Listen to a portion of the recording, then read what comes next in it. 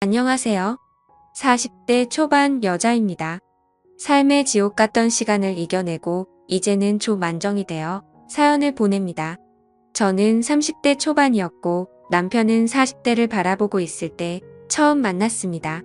남편은 대기업에 다니고 있었고 저는 남편이 다니는 회사 앞에 커피숍 점원으로 일하고 있었습니다. 남편은 점심시간이면 제가 일하는 커피숍으로 와서 동료들과 함께 커피숍에서 한참 떠들다가 다시 회사에 들어가곤 했습니다. 그러다 남편 후배가 저에게 쪽지를 건넸고 그 쪽지엔 남편 연락처가 있었습니다. 남편은 저를 마음에 들어해서 매일 점심시간마다 동료들을 데리고 커피숍에 온 거였어요. 그리고 쪽지는 남편 후배가 남편 모르게 도와준다면서 저에게 준 거였어요. 저도 매일 오는 남편을 기억하고 있었고 그렇게 잘생기거나 멋있다고 생각한 적은 없지만 착실해 보이고 책임감 있어 보여서 호감을 느끼고 있었습니다. 남편 후배가 직속 선배인데 정말 괜찮은 사람이에요. 맨날 아가씨 생각하면서 끙끙 앓길래 제가 이렇게 쪽지 드리는 거예요. 제발 사람 살린다는 셈치고 한 번만 연락하시면 안 될까요? 쪽지를 주며 얘기했어요. 저도 매일 보던 남편이었고 싫지만은 않아서 쪽지를 받고 연락드린다고 하며 문자를 보냈습니다. 후배분한테 쪽지 받았습니다. 그런데 저는 당당한 남자가 더 매력적인 것 같아요. 다음부턴 후배분 시키지 말고 직접 얘기해 주시면 좋겠어요. 문자를 보내니 그날 남편은 퇴근하고 바로 저에게 왔습니다. 수연 씨라고 하셨죠? 후배가 시키지도 않은 쪽지를 드렸네요. 하지만 제 마음은 변함이 없습니다. 수연 씨를 좋아하고 있습니다. 이왕 이렇게 된 거 우리 시원하게 연애해보죠. 제가 문자로 당당한 남자가 매력적이라고 해서 그런지 평소 남편답지 않게 과도하게 당당한 모습이었어요. 하지만 그 모습이 밉지만은 않았습니다. 그날 저녁 우리는 함께 밥을 먹으며 사귀는 사이가 되었습니다. 1년 정도 사귄 다음에 우리는 서로 없으며 난데는 연인 사이가 되었고 결혼하기로 하였습니다. 그런데 친정이 너무 가난했고 제가 버는 돈의 절반을 주고 있었어요. 결혼해서도 제 도움 없이는 살기 힘들었던 친정이기에 남편에게 얘기했습니다. 우리 집 지금 빚이 많아서 내가 매달 돈 보내드리고 있거든. 그런데 결혼하고도 보내드려야 할 것 같아. 이해해 줄 수 있겠어? 저도 남편과 꼭 결혼하고 싶었지만 이 문제로 남편이 싫어한다면 어쩔 수가 없었어요. 평소에 집안 얘기는 서로 잘 안 했습니다. 그러다 진짜 결혼하려고 하니 서로의 마음보다 서로의 집안 문제가 걱정이 되더라고요. 남편은 그런 게 문제라면 걱정 안 해도 돼. 우리 집에는 내가 따로 얘기 안 할 테니까 결혼해서도 친정에는 계속 지금처럼 드려도 돼. 남편이 그렇게 얘기해주니 정말 고마웠어요. 그리고 남편 집안 얘기를 해주는데 남편 집은 서울 근처 수도권에 땅도 많이 있고 건물도 있어서 얼마 안 되는 돈은 신경도 안 쓴다고 하더라고요. 남편은 씀씀이가 크지 않고 부재중 도련님 같은 스타일이 아니어서 이렇게 잘 살고 있다고 하니 놀랐습니다. 하지만 남편은 부모님께 손 벌리기는 싫다고 하며 자기 혼자 힘으로 성공하고 싶다 했어요. 저도 그런 남편의 생각에 동조했고 남편이 멋있게 느껴졌어요. 시댁에 인사를 드리러 갔어요. 남편의 부모님이 사시는 곳을 처음 가봤습니다. 그냥 잘 산다고만 들었지 정원이 달린 2층 빌라에 살 거라고는 생각 못했어요. 정원을 지나 빌라 앞에 차를 세우니 시어머님이 마중을 나오셨어요. 남편은 방문 전에 저를 결혼할 사람이라고 소개하였고 남편이 처음 이렇게 여자를 데려오니까 기대감에 벅찬 마음으로 저를 맞이하러 나오셨습니다. 어머님은 너무 잘 왔다며 제 손을 꼭 잡으셨고 아버님은 아무 말 없이 저를 훑어보셨어요. 그렇게 우리는 시댁에 왔고 인사를 드렸습니다. 어머님은 남편이 저 아니면 다른 어떤 여자와도 결혼 안 한다고 했다면서 저를 보고 마음에 들었다고 우리 아들이 보는 눈이 있다면서 좋아하셨어요. 그런데 아버님은 엉덩이가 큰 게 아기는 잘 낳겠구나. 미혼 아이도 있으니까 빨리 결혼해서 아이나 빨리 낳거라. 아버님은 이제 70세를 바라보고 계셨는데 고집이 상당하신 것 같았어요. 그렇게 인사가 끝나고 아버님은 어머님께 빨리 밥이나 차려오라며 나무랬어요. 아무리 아버님이 예전에 가부장적인 남자지만 시대가 어느 때인데 저렇게까지 하시나 놀랐습니다. 어머님을 노예 부리듯이 하더라고요. 그런 아버님 밑에서 저희 남편이 나왔다는 게 신기했습니다. 그렇게 밥을 먹으면서도 아버님은 술 가져와라 국이 식었으니 데워와라 이 음식은 왜 이렇게 싱겁냐. 항상 불만이셨고 그런 아버님의 시중을 봐주시는 어머님이 불쌍했습니다. 제가 나중에 결혼하면 어머님을 많이 도와드려야겠다 생각했어요. 그날의 충격적인 아버님의 모습을 뒤로하고 우리는 결혼을 하게 되었습니다. 그리고 신혼집은 아버님이 작은 아파트를 사주셔서 거기서 시작하게 되었어요. 그렇게 우리는 행복한 신혼생활을 하였고 얼마 지나지 않아 아이를 가지게 되었습니다. 아이를 가졌다는 소식에 시아버님은 무척이나 좋아하셨고 저에게 각종 한약이랑 임산부와 아이에게 좋다는 음식은 다 보내주셨습니다. 하나밖에 없는 장남이 아이를 가졌다고 하니 안 좋아하시는 시부모님들은 없으시겠지만 시아버님은 유별나게 챙겨주셨습니다. 그렇게 아이를 가지고 5개월쯤 되었을 때 남편은 해외 출장이 잡혔다며 저에게 시누이에게 잠깐 가 있으면 안 되겠냐고 했어요. 남편이 출장을 간다고 하니 시아버님께서는 그럼 며느리는 누가 돌보냐며 당장 자기 집에 들어와서 살라고 하셨다고 했어요. 물론 남편이 출장 가 있는 동안 친정에 있는 게 저는 더 편했지만 시아버님은 절대 안 된다며 자기 집으로 오라고 하셨어요. 시아버님이 저를 챙겨주시는 것도 있고 남편이 이렇게 부탁을 하니 남편이 돌아오는 3달 동안 시댁에서 지내기로 했어요. 시댁에 가니 아버님은 우리 귀한 며느리 왔냐며 어머님께 빨리 임산부 몸에 좋다는 음식이나 하라고 타박하셨어요. 제 앞에서 어머님을 너무 뭐라 하시는데 너무 안타까웠어요. 그렇다고 시아버님한테 뭐라고 할 수도 없었고 시댁에서의 삶은 가시방석이었습니다. 제가 빨래를 하거나 주방에 있는 것만 봐도 아버님은 어머님께 노발대발 화를 내셨고 어머님도 포기하셨는지 아가야 저 양반 원래 저러니까 신경 쓰지 말고 이제 주방에도 오지 말고 그냥 푹 쉬어라 말하며 뒤돌아 주방에 가시는데 어찌나 눈물이 나던지 그런 아버님이 야속했습니다. 그러던 어느 날 밤 아버님은 술에 취하셔서 들어오셨어요. 그런데 같이 들어오는 사람이 있었습니다.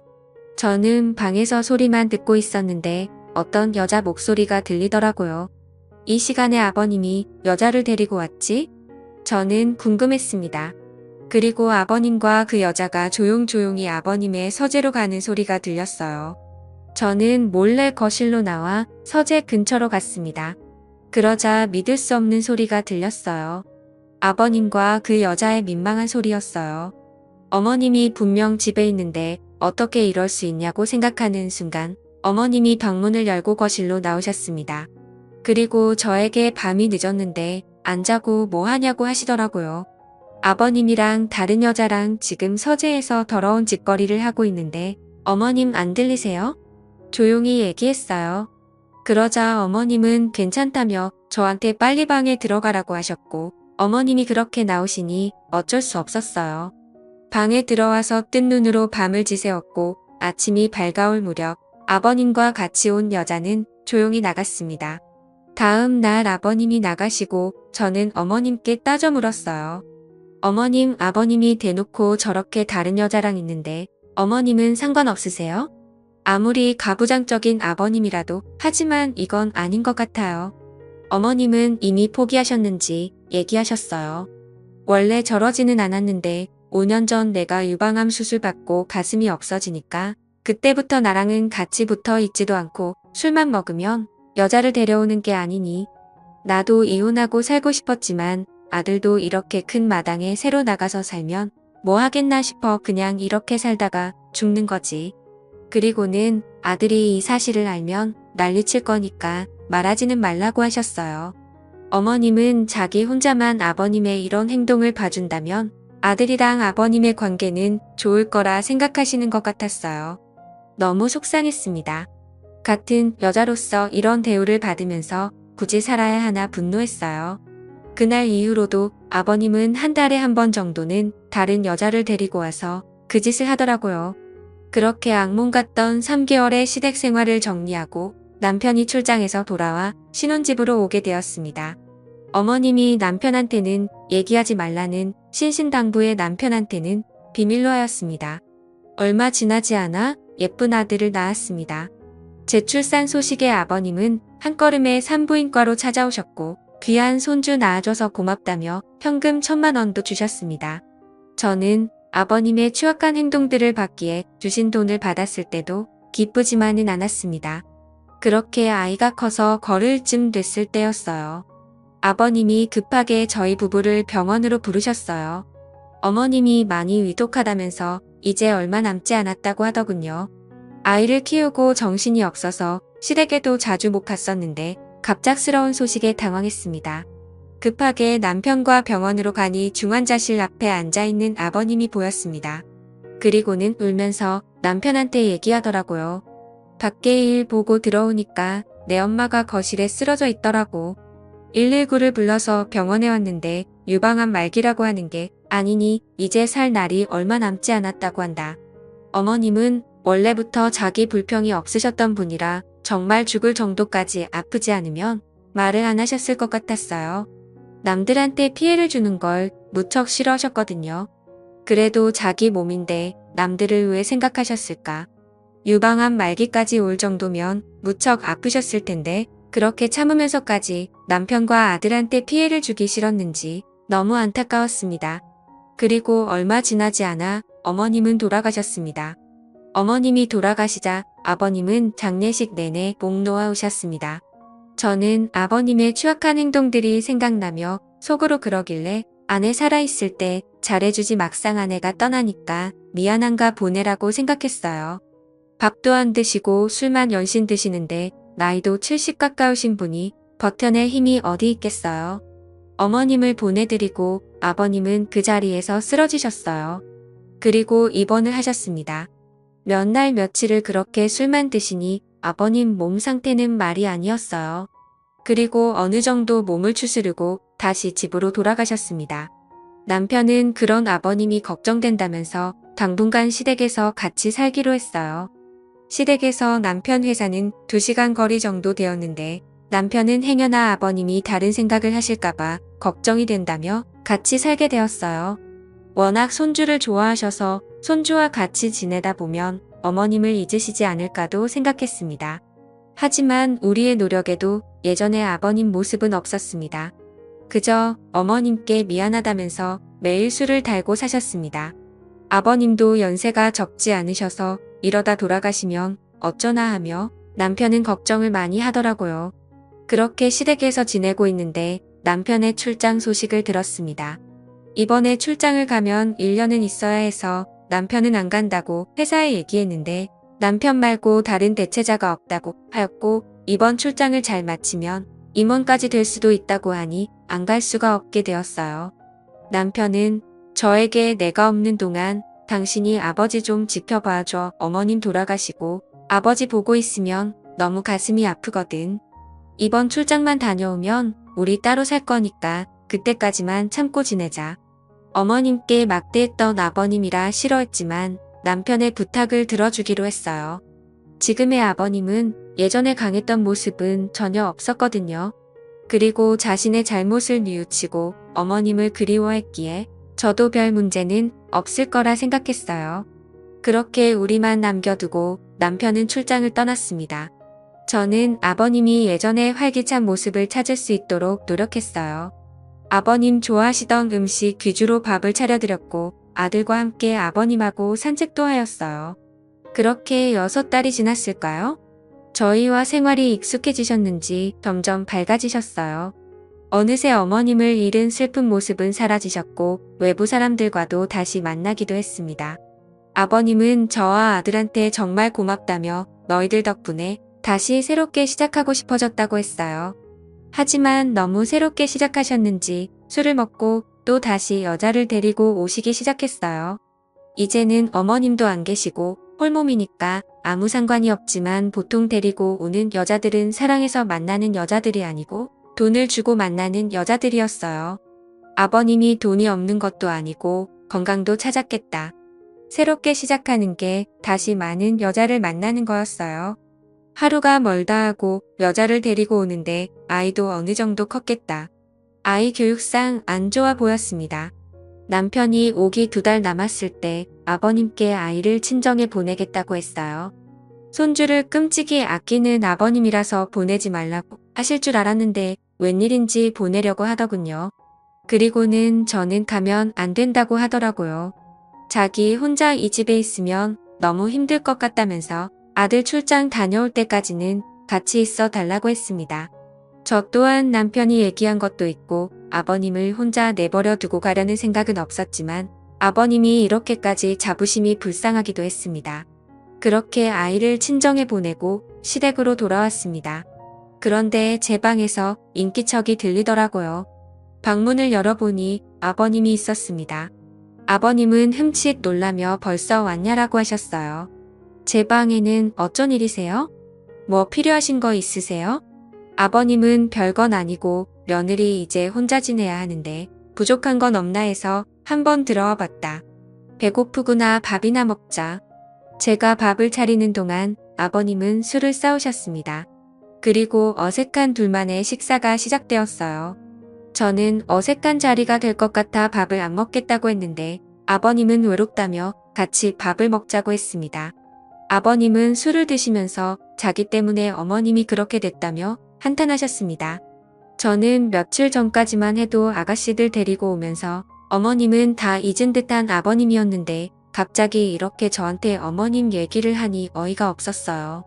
정말 알다가도 모를 아버님이라 생각했습니다. 그렇게 아버님과 밥을 먹다가 아버님의 권유에 같이 술을 마시게 되었죠. 제가 주량이 약한 데다가 잘 먹지 않던 술을 마셔서 순식간에 취한 나머지 저는 방에 들어와 잠을 청하였습니다. 그리고 얼마 지났을까요? 정말 생각하고 싶지 않은 일을 겪게 되었습니다. 그날 늦은 밤이었어요. 저는 한 번 자면 깊게 자는 편인데다가 그날은 술도 마시고 친정까지 왔다 갔다 하고 많이 피곤했습니다.